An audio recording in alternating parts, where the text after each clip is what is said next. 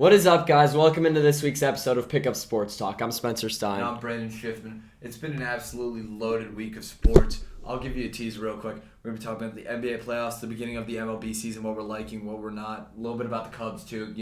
Lots been going on in Wrigleyville. Talking about some golf, and we're going to end with some Stanley Cup predictions. Yep. This is a huge episode, so make sure to lock in. Let's just dive in with the NBA playoffs. You want to start here? Yeah, a lot of predictions coming in, but we'll get to the NFL draft next week. Let's just start with last night's best game, which was clearly Warriors-Kings. For sure. The Warriors led for a good amount of the game, especially in the second half, and then all of a sudden the Kings came alive. I mean, realistically, after that game, does it change your predictions at all? I mean, here's the thing. Coming into this game, I actually had the Kings winning game one. Reason why? Golden State can't win on the road. This year, I think as a whole, they've been like 11-31. 11-31.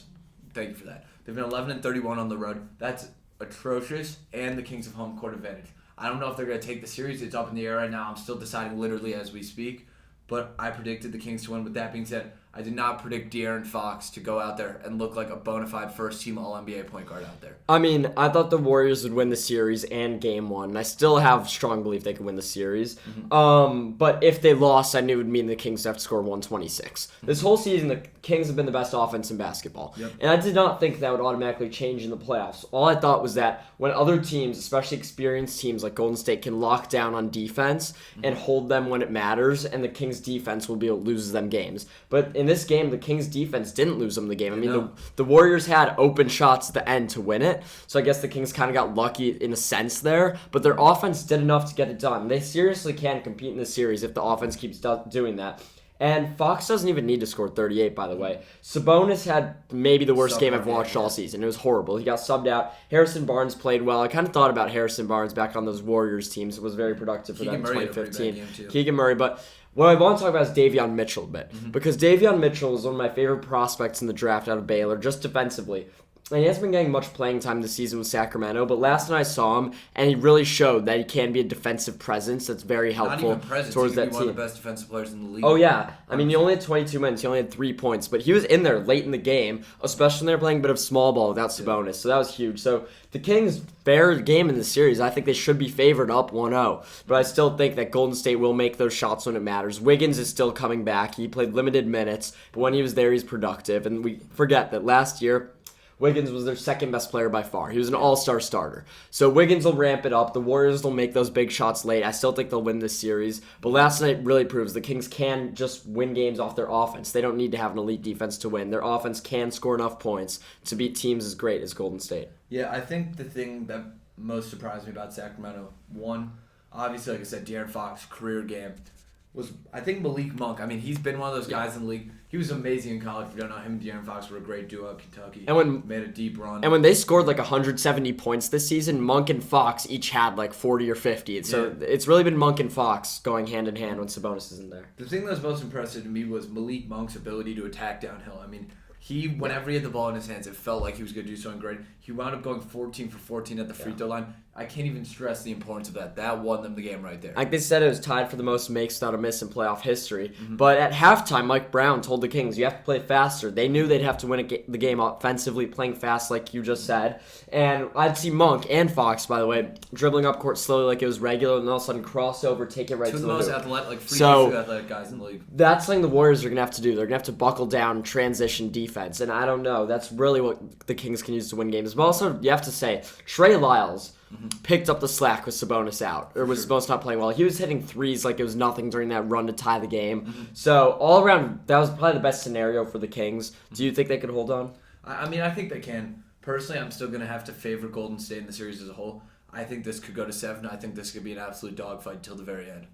If Wiggins is back, it's going to be the Golden State Warriors. I still think the Warriors will have trouble picking up games on the road, and they have to win at least one road game to win this series. But I think they'll get the job done in a road game. They might not win game 2, though. I could see the Kings going up 2-0 and the Warriors maybe winning 4 games in a row after that. We'll see. That would be very interesting to watch.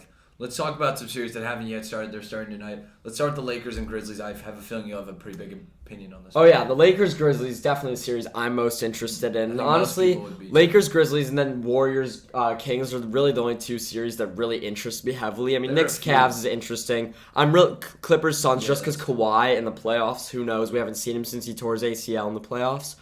But I think this is the most obviously good series because it really can go either way.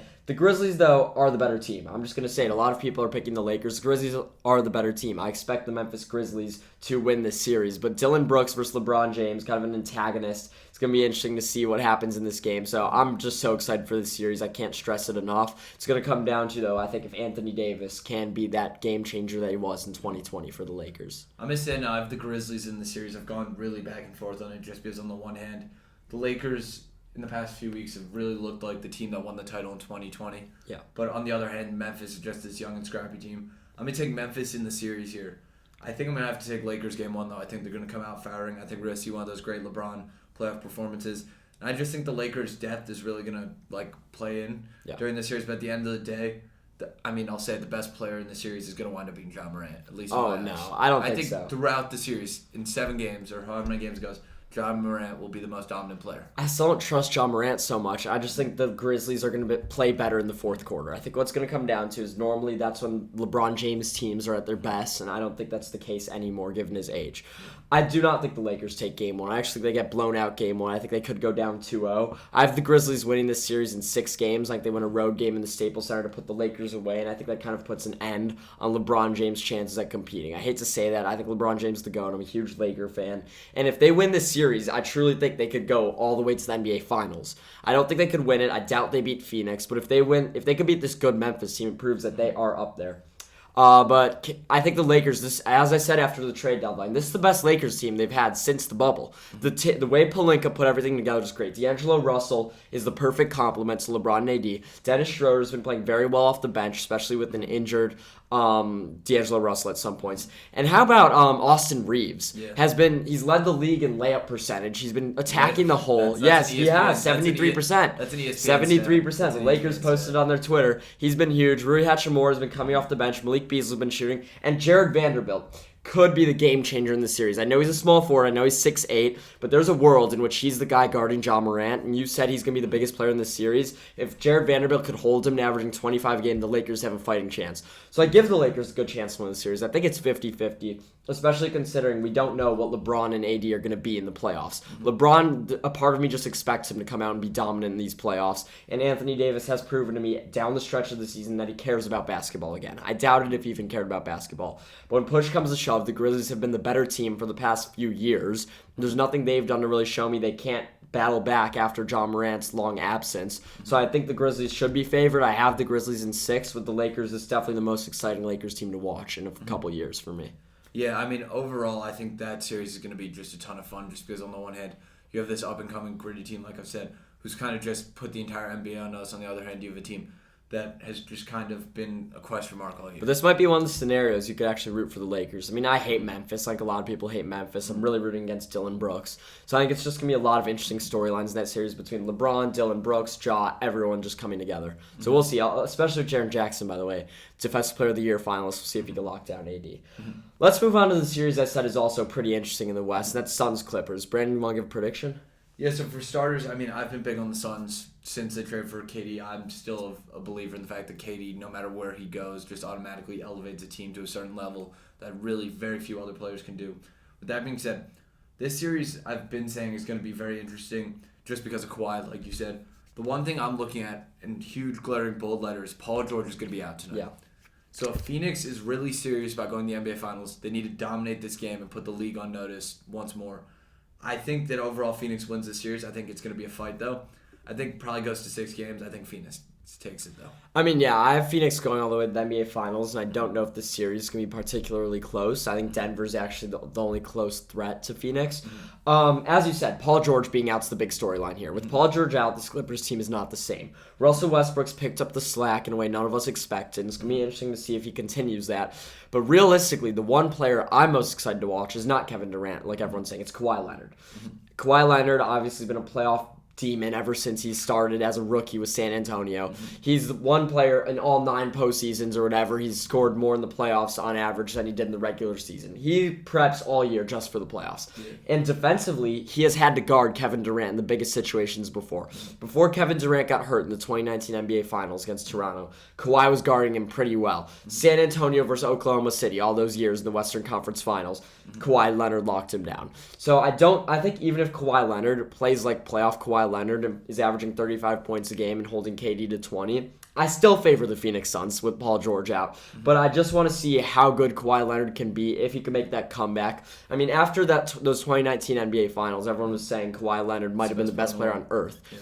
And since then, we haven't seen him really healthy. He got hurt last time he was in the playoffs against Utah. So we'll see what happens, but Kawhi Leonard is a name I'm really interested to watch, even if the world necessarily isn't. But I think the Suns win this 5-6 games. Yeah, I think this series is going to be Phoenix's kind of We'll see what Chris Paul could do, though, too. I mean, Chris Paul, I'm rooting for him, but I think he could falter when the moment's biggest. So we'll see. Yep, it remains to be seen. Let's talk about the last Western Conference series, the T-Wolves versus the Nuggets. I personally think this series is even getting too much hype, and it feels like it's getting none at all. I think the Nuggets take this in 5. I really do. Nuggets in 5. I want to talk about Minnesota, though. Mm-hmm.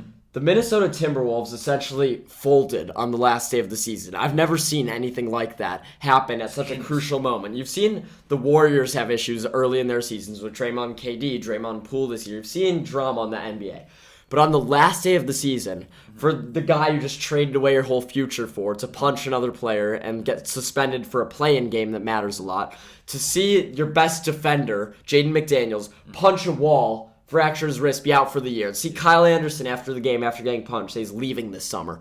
I mean, it's absurd. I've never seen a team just fold like that in the last game. And they went out, they fought hard against my Lakers. Lakers looked horrible. That's a reason I don't think they come out hot against Memphis today. But, I mean, it just makes you everything about the Timberwolves run poorly. The horrible move. Walker Kessler now is the Rookie of the Year finalist. I might rather have Walker Kessler than Rudy Gobert. We were saying when they traded, they gave Walker Kessler away with 4 firsts, with some valuable pieces. So it's all reflects terribly on the Timberwolves, but just the fact that it already looked so bad, and then they go and fold on the last day of the season like that, it's absurd. It's unlike anything I've ever seen. I was gonna say, even when they traded for Rudy Gobert, we came on 2 days later, and we basically said, he's a good player, but it's highway robbery. Yeah. It's the only way to describe it. And we actually got some hate for that in the comments. Yeah. I mean, call it what it is.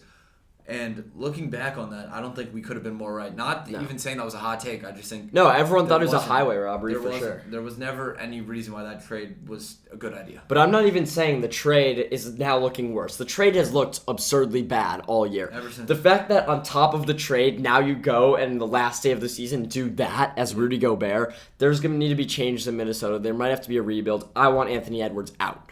Anthony Edwards is my favorite player in the NBA. He's really underwhelmed me this season. I think part of... You thought he was going to win the MVP. Oh, I did not say he was going to win the MVP. He was your sleeper. He was someone I thought would be a second team, third team All-NBA. And really, I think it's because he's been overshadowed in Minnesota by much more drama. Karl Anthony Towns, loved the guy. Career's not going anywhere. He's not going to be the best player on a championship team. So get Anthony Edwards out of there soon. But they'll lose in 5 games. There's nothing more to it. I was going to say that... I mean, you said that very well. Let's move on to the East. More of games have happened so we can get more reactions in. Let's start with the 76ers versus the Nets. Our MVP, Joel Embiid, had a pretty good game. He was getting double-teamed all game. Do you have any reactions on that? No, I don't. I'm not going to lie. I watched a quarter of this game, and I was done with it. Especially, by the way, Celtics-Hawks was a horrible game. Celtics go up 30 at the half. I turned that game off, too. The Eastern Conference is more interesting when it comes to star power, I think, being a more loaded conference. You're seeing Celtics, Bucks, I think, are the 2 best teams in basketball. It's going to be a great series, and the Sixers can really threat teams. But this first round isn't interesting. The Trae Young Hawks are nothing like they were. They got blown out by Boston. This Nets team, Mikal Bridges, most liked player in the NBA. Bonafide star, but they have no place being in that series with the 76ers. They might get swept. Yeah. So I really have no reaction to that except that James Harden has completely transformed his career from a guy that was maybe the best player in the NBA for a while, scoring 30 a game for 40 straight games, a star in Houston, to now someone who, it really shows, he's done what people have wanted from him. He's quieted down. He's become a passer. He put up 23 and 13 without anyone even blinking. Yeah. And it's really the guy the Sixers and Joel Embiid have needed because they didn't need regular James Harden there, and it gives them their best chance. But what I'm going to counteract that with is I still don't think the Sixers have a chance to come out of the East with Joel Embiid being the MVP and James Harden playing like everyone wants him to. Something is still short, and Tyrese Maxey's still a good player. Tobias Harris is still there. Something still doesn't add up, and there's nothing I think they could have done. I think they put it all together perfectly, and they're just not as good as Brown and Tatum, and not as good as Giannis Antetokounmpo and Drew Holiday. And we could see Jaylen Brown leave this summer, and the 76ers keep this team and compete next year. But it's just interesting to me. I think the James Harden that was scoring 40 a game game nearly, and the best player in basketball, and the only guy on his team on those small ball Houston Rockets teams. Even though no one thought they were going to win, that was my favorite version of James Harden. Everyone's been asking him to change, but really, I don't like this change. It's what's best for the Sixers, but it's not what's best for the NBA. So that was kind of a rant that was unnecessary, but James Harden's doing what people are saying, so you can't hate on him at all for putting up these numbers, but I think they'll sweep the Nets, but I think they're going to run into big trouble when they play Boston. My hot take about the Sixers, I think just starting lineup from top to bottom, they have the second best starting lineup in the entire NBA right now. Who, after the Bucks or the Suns? I'd say the Suns, then the Sixers, and the Bucks. Just here's why. Here's why I say it. Tobias Harris, say you want about his contract, he's like a fringe all-star level player. Averages like 18 a game. He's our fourth best player. Tyrese Maxey, absolute up-and-coming stud, one of the best two guards in the NBA. Not much more needs to be said there. James Harden, you already gave him his hype. Joel Embiid, NBA MVP. PJ Tucker, one of those guys who's I would say he was underrated for his entire career, but now I think people are just starting to respect him for what he is. That's why I'm going to say they probably have the second best starting lineup. Okay, first things first, I'm taking Giannis over Embiid. I mean, as good as Embiid is, I'm taking Giannis over him all day. Yeah. Drew Holiday, I'm taking over James Harden as well. He's a much better defender. He's elite. He's proven that he could score the ball when needed, and he just doesn't need to. Brooke Lopez is much more valuable than PJ Tucker is. And Chris Middleton, I'm taking over Tobias Harris all day. So I think the Milwaukee Bucks, top to bottom, have a better lineup. And then you add in the addition of Bobby Portis, Sixth Man of the Year, runner-up this year. So I know you're talking about starting lineups, but I think I'm taking the Bucks lineup over them all day. And honestly, I'm taking the Bucks out of the East here. I think Bucks Heat, just to kind of jump into that, I think they beat the Heat with ease. The Heat have looked like crap all season. Those teams of like 2019, 2021 that just were always solid. They got to the NBA Finals. Those days are over. Kyle Lowry is a shell of himself. He wasn't on those teams, I know. Bam Adebayo and Jimmy Butler are still good, but they're not nowhere near the rest of the East. I think the Bucks blow them out in Game 1, have a chance to sweep. Yeah, no, there's sweep potential for that, for sure. I think the most interesting series in the East, I would say, when it comes to like even matchup, Knicks-Cavs. A lot of beef there. I love watching the Knicks. Jalen Brunson after Anthony Edwards, my second favorite player in the league. Donovan Mitchell coming off the trade. This is a rematch, by the way. Brunson and Mitchell went at it last season in the West, in Mavs Jazz, and Brunson got the better of him. It was without Luka Doncic. Brunson bested him. And again, in Game 1, Brunson got the best of the Cleveland Cavaliers and Donovan Mitchell. So what do you think of this series? Who do you predict? New York had a good win Game 1. I got a lot of people who are saying the Knicks are going to win. I still got Cleveland. I really think Cleveland, there's something about this team that I literally can't put into words, but they're so dangerous. I think it's that backcourt duo of Garland and Mitchell. I think it's really something special. And although they probably have some of the least depth in these playoffs, those two are so dangerous. And when I see them, I genuinely see probably one of the best backcourt duos in the NBA. Well, here's something I want to ask you. Mm-hmm. Is Jalen Brunson the best player in this series? I think it's Donovan Mitchell. I really do. Donovan Mitchell's, no one will talk about it. He went for 38 last night. I mean, yeah. I think Donovan Mitchell's the better scorer. I think he's seen as the better player in NBA circles. But honestly, when push comes to shove and I need a leader, I might be leading Brunson. Brunson has gotten the best of Mitchell last season. He got the best of him in Game 1. He might not be putting up 40 points a game. And yes, he might have more help with RJ Barrett and with Julius Randle. But I still think I like Brunson more than Mitchell. Something inside me says the Cavs are going to win this series. I feel like the Knicks always fall when the time comes. And I feel like Mitchell's going to want his revenge. And by the way, I love the Cavs starting Isaac Okoro. I loved him at Auburn. The injury I thought was going to derail his career, but they're starting him and bringing LeVert off the bench. Karis LeVert brings real energy to this team. When he comes off the bench, it's like, okay, they have another big scorer that we have to guard. And Emmanuel Quickley looked horrible in Game 1. I think he's a finalist for most improved, or maybe Sixth Man of the Year. I don't remember. So this is a very evenly matched series. And as I'm saying this and defending Jalen Brunson and saying I might rather have him than Donovan Mitchell in this series when push comes to shove, something about it still tells me Cavs in 7 winning a game at home. But this series I think is most likely to go 7 games. And I think the Cavs, honestly, I still slightly favor them, but I'm rooting for the Knicks. I'll tell you that much. Mm-hmm. Yeah, I think this could be probably the best series. And Josh Hart, by the way, in his playoff debut, huge game. Gotta love Josh Hart. It's crazy that he's been in the Laker. league for this long, and this was his playoff debut. I still remember him as that Villanova guy, but he was on those Lakers teams that sucked. He was on Pelicans that sucked. He was on the Blazers that sucked. Now's his chance. I'm rooting for the Knicks. I'm also rooting for the Rangers, by the way, in the NHL, so I guess a lot of New York teams root for. We'll get there, though. Let's jump into the MLB. Mm-hmm. Season just started. There's a lot of big surprises. I think the biggest storyline has to be the Rays starting off their 13-game win streak. So, Brendan, what's your biggest surprise of the MLB season? I mean, I'm going to have to agree with you about the Rays. I mean, they really started hot, and I think that a lot of people knew they had a ton of talent to start 13-0. But I think really from top to bottom, they've been playing super duper well.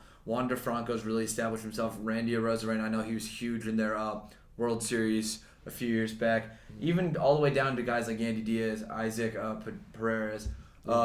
Pitching-wise, they've been really good. Drew Rasmussen, currently, I think, sporting like a 0 ERA or something crazy. I mean, I think this whole team has just been really deep. And your guy from last year, Shane McClanahan, yeah. I mean, I think that this is one of the deepest teams of baseball, and I think that this team... You had a good take about them if you want to say what you I said year in and year out, the Rays are there. They put it together. They have the lowest payroll in baseball. They've won the lowest fan attendances in baseball. But for the last 5 years, they've just always been there. They've always been good. I picked them last year to go back to the World Series. They fell just short. I think they do have a great chance to win the AL East, but I still honestly won't pick them to go to the World Series. I just don't. They could. Yeah. Their pitching could hold together, but I think it's way too early to make a reaction to that. Can I move on to my biggest surprise? Because I think the Rays starting 13-0 was huge. It's obviously the second most all-time or whatever. But it doesn't shock me how good they've been. What shocks me is how bad the St. Louis Cardinals have been. I thought they'd run away with the NL Central. Looks like the Brewers, I think, are my favorite now. It's the only prediction I'm really changing this early. And it's not because they're hitting. Jordan Walker, their rookie, has been as incredible as people thought he would be. He's going to terrorize the Cubs for years to come. And Arenado Goldschmidt, we knew would be slightly worse than last year, but the team's playing fine overall. It's their pitching that is utterly atrocious, and I do not think will improve. And if it doesn't improve, they don't have a shot to win a playoff series. Jack Flaherty, obviously coming back from a bunch of years off, is fine. He's 1-1. Jordan Montgomery, their acquisition from the Yankees last year, which was huge, is 2-0. But Miles Mikolas looks horrible. He's 0-1. Jordan Hicks has gotten absolutely crushed. Steven Matz, former Met. And their bullpen is atrocious. They have maybe the worst bullpen in baseball, except for the White Sox, who, by the way, have spent the most money on their bullpen in baseball, and they suck. So the White Sox are in the gutter, but the St. Louis Cardinals shock me more. Started 6-9. Yes, they have the hitters to come back. They have the talent to win the division still. I'm not counting them all whatsoever overreacting. I'm just saying without pitching, they are nothing, and they have no chance in the NL. I mean, I think that's pretty harsh, but I completely agree with that. They have no pitching. You need pitching to win baseball games. I was going to say, and I don't think anyone expected Arenado and Goldschmidt to be quite as good as they were last year when both of them wound up in the top three for NL MVP voting, but this has been a crazy fall-off. I agree with you on that. Yeah, for sure. Let's talk about our Cubs for a second. Yep. Early in the season, obviously, we probably care more about the Cubs than anyone else does, or many people watching, but what are you liking, not liking so far? I mean, so far, you and I have been texting a lot about we both watch the games, we text a lot about it. There have been a lot of good positives with this team. For one, up until a few days ago, Dansby was playing super duper well. It looked like one of the best acquisitions, regardless. Yeah, worth the money. We need to make a splash, and he's not underwhelming. So Bellinger's starting to heat up, which is good. Happ's been playing some of his best baseball. Yeah. Same with even Patrick Wisdom, and Horner's been good. He's been on and off, but for the most part, he's probably the most talented player on our team. I'm liking that a lot. Marcus Stroman, we got to give him his props. Same with Justin Steele. Both have been absolutely lights out on the mound. The one thing, to get into some negatives, our pitching hasn't been so deep. I feel like it's just been the two of them. I mean, if you want to talk about Wisniewski's been horrible. Hayden Wisniewski is supposed to be our top pitching prospect. I think I talked about him before the season. 2 starts, looked horrible. He allowed 7 runs in 1 1/3 against the Mariners. Came back and won that game. Mm-hmm. Very exciting team, though. So to kind of piggyback off what you said, they're exciting. That's what we won this year. They're fun to watch. The Cody Bellinger acquisition was for excitement, and the hope was either he'll be great and we'll trade him at the deadline because we don't want to pay him after this 1-year deal, or he sucks. We were excited. Whatever. It doesn't matter. It's a 1-year deal, and he's living up to playing pretty well. He had a bad first series. He had a bad first series, but he's starting to heat up. Mm-hmm. I think he will have value. I think he's a good guy to trade, but I could see a world in which the Cubs are in the mix for a wild card and they hold on to him. To kind of say exactly what you said, I like Swanson, great acquisition. He'll be our best player for a while. Same with Nico Horner. Thank God we extended Ian Happ. The 3-year extension, playing some of his best baseball. He was our best player, I would say, arguably for the last 3 seasons. Other than Wilson. Maybe Wilson, but even so, Happ was playing amazing. And I love the contract. This season, 3 more years, that seems to be what his career arc will be. Not too much money. Sea's back. In his first game back, he homered. So obviously can't say much with him gone. And Trey Mancini, I thought, was the most underrated signing. So there's 5 guys who could hit right there, on top of Bellinger, on top of Wisdom, who led the team in home runs last season. Got to get Eric Hosmer out of the lineup. He pretty much has been. Got to get Miles Mastrobuoni back into AAA, which he has been.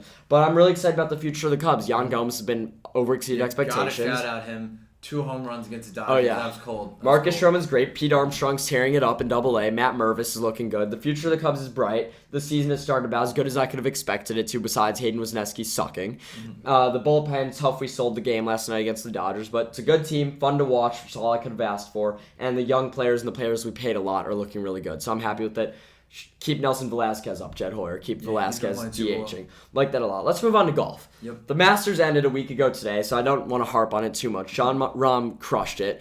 Brooks Koepka folded in the last day, so that was huge. I don't think we need to dive too deep into it. John Rahm's obviously proved himself as him and Scheffler, maybe the futures of golf. While Justin Thomas, who was supposed to be the future of golf along with Spieth, missed the cut completely. Yeah. So do you have anything you want to say about any of that? I mean, also, I just want to say really quickly, Rory, too. Rory missing the cut. I have a take about Rory. I think... Yeah, go ahead. Can I hop in? I think Rory McIlroy's Masters window's closed. I think he's maybe the third best golfer in the world, right behind Scheffler and Rahm right now, and he's still going to win many more tournaments. But every year he chokes in the Masters. And I said before this tournament that this was the year Rory had to win it. Now, this was the year I gave him his best chance, and he went out there and sucked. And he could not bounce back from a tough first day. And everything about Rory disappointed me. I watched him play. It was just utterly atrocious out of him. JT, I don't know. He played fine the first day. The second day, he just fell apart in the rain on the they played the second round Saturday morning. Maybe he did it so Tiger could have made the cut. I don't know. Tiger, I'm glad he withdrew. He just ate it. He was looking horrible. He's limping out there. But I think Justin Thomas' window's still open. Jordan Spieth will win another Masters before his career is done. He looked amazing to me out there. That seems to be his course. But Rory McIlroy, I do not think he's ever going to win a Masters title. Can I tell a quick story that makes me think about Sure. Rory McIlroy? So the year's about 2006. I was just getting into golf, and I was at a lunch with my dad and my Uncle Jeff. If you don't know, Uncle Jeff, he's my uncle. He's a pretty cool guy. And I kept saying, Dad, can I go to the putting green? Dad, can I go to the putting green? And my Uncle Jeff goes, oh, yeah, you're Brandon McIlroy. And that because Rory was like the next big thing in golf. To this day, I don't think Rory's lived up to the hype. Like, ever since 2012, it's been like, Rory's the guy. Rory's the next best player in golf. That rookie season was increcible, obviously, and he was expected to be great, but he's won 4 majors. I mean, the Masters... but everyone thought he was going to be, like, the greatest of all time. No, he's supposed to take on kind of Tiger's torch, Exactly. but I think Augusta's the only place he's faltered, and he's really stepped up for the PGA. And this whole LIV thing, they've needed him to step up. He's been great in majors. I think he might win a major before year's end. He's playing that good of golf. He just can't conquer Augusta. I think that's all there is to it. It's unfortunate because there's always been so much hype around him. And one more quick thing in the RBC today, Matthew Fitzpatrick shot at a career record 63 to take the lead, but he's got some guys lurking behind him. Who are you picking? I mean, I think it's really close. I might have to go with Cantlay right now. I know he's 2 back. Ugh, slow play Cantlay. Come on now. I mean, I'm looking at it right now. It really could go either way, it really could go any which way. But I think Cantlay's got to be the guy right now. Cantlay causing a lot of words being spoken about his slow play right in front of Koepka. Maybe why Koepka folded. By the way, do you think the LIV has anything to play into why Koepka folded? They only played 3 rounds. I don't know. I don't Overreaction. know. I just think LIV overall was pretty disappointing in the Masters. They played well. Phil Mickelson, by the way, is back playing well. I'm picking Jordan Spieth to win the RBC. He's playing some of the best golf he has since 2016. I think he's going to come from behind and win, ride that wave from Augusta. Let's hop into one last thing, Brendan, before we go. Obviously, I said we'll hit the NFL draft next week. That's probably going to be a huge episode. We might just do a special on it. But I want to talk about Stanley Cup playoffs. We haven't talked about the NHL all season. It's been an exciting season. The Boston Bruins broke the wins record. Connor McDavid is proving why he's maybe a top 10 player in hockey history without doing anything in the playoffs. Yep. So, Brendan, what's your Stanley Cup pick? I'm going to have to take the Edmonton Oilers over the New York Rangers. I'm saying that, okay, I know it's crazy. First things first, don't really follow hockey. Take this with a grain of salt. Edmonton has the best player in hockey. Last year, him and Draisaitl. They both went crazy. I think realistically that could happen. Who knows? I think the Rangers have a very talented team, and I'm always rooting for the guy, Patrick Kane. You know, he's the man. So to start the West, you're right. Anyone can make it out of that. Edmonton is a favorite. The Vegas Golden Knights are good. I'm taking the Dallas Stars out of nowhere. They have the guys that have been good for years and got them to the Stanley Cup Finals in 2020. Tyler Seguin, Jamie Benn, Joe Pavelski. I think those guys are all old because I remember. They are, exactly. But Jason Robertson is their best player. I think he was a rookie last season. We saw him go on a tear early in the season. I haven't seen much of him, but he's been good this season. They've been right up there in the West in points. Jake Ottinger, great goaltender. I haven't followed the West much. I've been watching mostly the East besides Jonathan Toews last game. But I think that the Dallas Stars have the star power to make it. I can't take Colorado back-to-back. I refuse to take Edmonton because I stand by the fact that Connor McDavid can't win a playoff series or win a playoff series in the Western Conference Finals.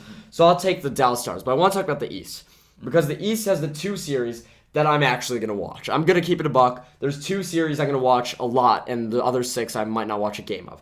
And that's the Devils versus the Rangers and the Maple Leafs versus the Lightning. Let me start with the Leafs. The Toronto Maple Leafs have been favored in their series 4 years in a row. Guess how many of those they've won? Zero. Yep. They have not made it out. Meanwhile, the Tampa Bay Lightning are what everyone's expecting to go to the finals. Honestly, they're not the favorite because of Boston. I, by the way, am taking Boston to win all over the Dallas Stars. But that's just an ultimate collision of star power teams. Austin Matthews obviously won the MVP last season, so that's a huge series. Then on the other hand, the New Jersey Devils. Young team in hockey. Very exciting. They have the Hughes brothers. Luke Hughes just scored his first career goal, an overtime game winner. The New Jersey Devils have been one of the best teams in hockey this season. They have overexceeded expectations. But on the other side, you have the team I'm rooting for, the New York Rangers. Patrick Kane's been injured. We'll see if he could come back. Alexei Lafreniere's disappointed, but he started to kind of pick it up. And obviously, former Blackhawk, I'm blanking on his name, Panarin. Yeah, Artemi Panarin is their best player. He's my favorite player in hockey. That is a huge series to watch. You'd think the Devils, by the way they've played all season, would win this series, but the New York Rangers have the star power. They have what everyone's rooting for. That series I'm going to watch, be on the edge of my seat for. So those two series, I'm picking the New York Rangers. I'm picking the Tampa Bay Lightning, riding with the streaks that have continued. But I think Boston is a no-brainer to win it all. Yeah, I think Boston just far and away been, even I don't follow hockey, no doubt. They've been the far away best. And honestly, I got to say, hockey playoffs are more interesting than the NBA playoffs. I'll say it. Basketball is a sport I'm more into. It's the series sport I care more about who wins. I'm going to be watching every Laker game, obviously. But watching Game 6 and 7 down the stretch of Maple Leafs Lightning, I think is going to be more exciting than any NBA game you could find besides maybe Cavs Knicks Game 7. That's fair. Completely fair. I mean, I think really hockey's interesting. Kind of regret kind of falling out of it, but just the playoffs are so intense, something about it. But obviously, the Blackhawks fall off. Bring us Connor Bedard. Yeah. Thank you guys all for tuning in. We'll keep you updated with the NBA playoffs next week. It should be a great week. And then obviously, as I've said a million times, we'll get into the NFL draft. But honestly, good time of year. 2 playoffs, which doesn't really happen in any other sport. They don't collide. Plus the NFL draft. See what the Bears do. Yeah, we're going to give a full kind of mock draft, probably first round, either next week or the week after. But it's NFL draft season. We're super excited about it. And thank you. Make sure to like and subscribe and share with a friend. Yep, go Cubbies. Thanks for tuning in.